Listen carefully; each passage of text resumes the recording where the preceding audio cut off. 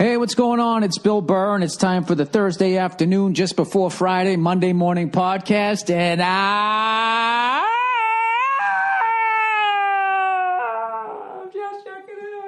just checking in on you. What's going on? Let me do that like I'm falling off a cliff, and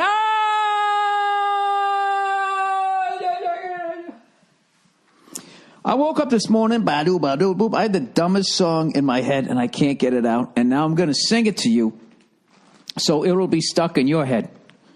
It's a very vengeful thing for me to do. It's something that, pieces of shit guys do. If I'm going down, I'm taking you down with me. Those kinds of pieces of shit. They do that. The ladies like to dabble in that. Well, fuck you. This isn't a relationship. At least I'm getting some of your T-shirts, right? They're going to get something from it. Well, if this song's going to be stuck in my head, I'm sorry to say that it's going to be stuck in yours head too, all right? And I have given you I've been talking about this for a good 18 seconds. That's plenty of time, even if you're driving in the car, to hit pause, and you're choosing not to. Why do you do this to yourself? Why don't you just choose the road that's going to bring you true happiness? Is it because you grew up and you watched people being abused, and you felt like you didn't have a choice in life, that this is the way it was? You know what? That last 10 seconds is probably going to be worse than the song, but here it is. When I need love, I hold out my hand and I touch love. It's something. I don't even know who sings that song. I don't think I've ever gotten past those first two lines of that song. It always comes on. Session presents love songs from the 70s. Who can figure out this one? When I need love, and don't it make my brown eyes blue? Right?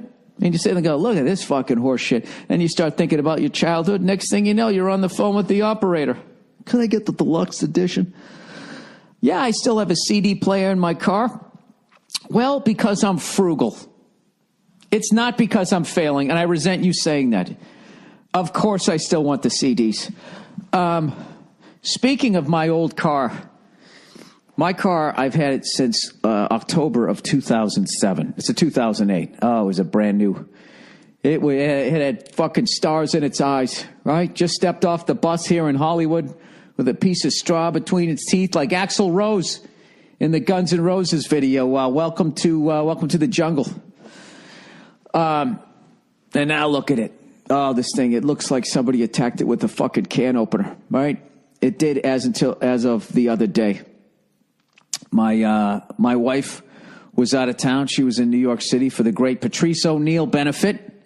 I want to thank everybody who came out, and I want to thank everyone who did the show. I, unfortunately, was not able to get a fucking flight in time, if you can believe that.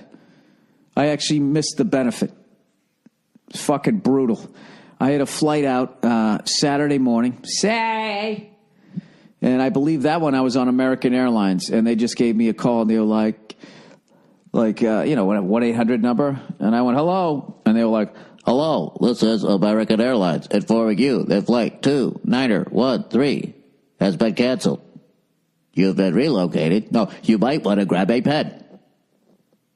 You have now been rebooked on flight number 1750 out of LAX on Tuesday, January 26th at 1:15 p.m. The benefit was on the 26th. I was supposed to be flying out on the 23rd. They pushed it 3 fucking days, and I was going to leave 4:15 East Coast time when the show starts at 7. So I'm like, well, that's not going to work. So I call my travel agent, and so she got me a flight on JetBlue. 7:45 a.m. on Sunday, the 24th. So I'm like, no worries. All right, so I missed a day, no big deal, blah, blah, blah, blah, right? And then I get a call like the night before. I'm all packed. I got my shit right next to the door, and there's like, this is a recording from JetBlue. You might want to have a pen and a piece of paper, right? And then they fucking bumped me to fucking Tuesday. So I said, fuck these guys. I called my travel agent again. Now I'm on Virgin, right? I don't know why they call it Virgin Airlines, and then it looks so jizzy in that fucking thing. It's like if the W Hotel was a plane, with the fucking aquarium lighting. that just says no one wants to see a good look of their face in a mirror after they do what they do in here, right? So they booked me on that fucking thing. And they're like, well, the time we can get you out is right when the New England Patriots game starts. And I'm like, fuck! They're like, all right, you got TV? Yeah, fuck it, put me on it, right? And then that one got canceled. So at that point, I deduced, if I'm using the word properly, that the fucking every poor bastard from Saturday and Sunday, now that those flights had all been canceled, were now eating up all the Monday and Tuesday ones. So I had my travel agent go after another flight, and then meanwhile I called my manager, who knows all these big guys, and I said, can you get me a replacement in case I'm not going to be able to get in? Long story short, I wasn't able to get in time. We got a replacement, and I wish I could have been there, because Rich Voss, who crushed it as a host once again this year, and he said, blah, blah, blah, blah. Unfortunately, Bill Burr can't be here. And everybody's like, oh, what the fuck? Where is the red cunt, right? And he said, that's the bad news. He said, the good news is Louis C.K. And Louis C.K. walked out, and they went fucking absolutely mental. And, I was replaced, one balding redhead with another balding redhead with more credits. So nobody missed me. And I guess he fucking murdered it. And then all he had to do was 15, because he's such a great guy, did like 25. And just fucking destroyed, and everybody had a great time. And somebody sent me a picture of everybody in the end coming out. Al Dalbeni flew in all the way from Sydney, Australia. That's another reason why I didn't want to reschedule, because this guy flew in from the other side of the fucking world. And who else was there? Rachel Feinstein, Greer Barnes, who absolutely murdered, one of the greatest who ever did it, Greer Barnes. Jim Norton. I don't have it in front of me. I wasn't there too, so I know I'm going to end up forgetting somebody. But anyways, everybody, Godfrey did it. Everybody fucking killed. And they had a great time. So anyway, so I was out here, and I was supposed to be in New York from Saturday until Wednesday. So nobody knew that I was out here, So I was just like, well, fuck it.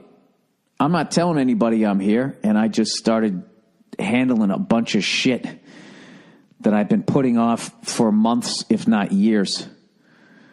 I did everything from get my last will together, when I die or whatever, make sure that everything goes to the people it needs to go to, so there's no fighting, hopefully. Which is actually, it's really morbid, but it's also fucking kind of cool. It's like, yeah, fucking you take this and you take that, and I'm out of here. Good luck to you all. I had a great time. You had a great ass.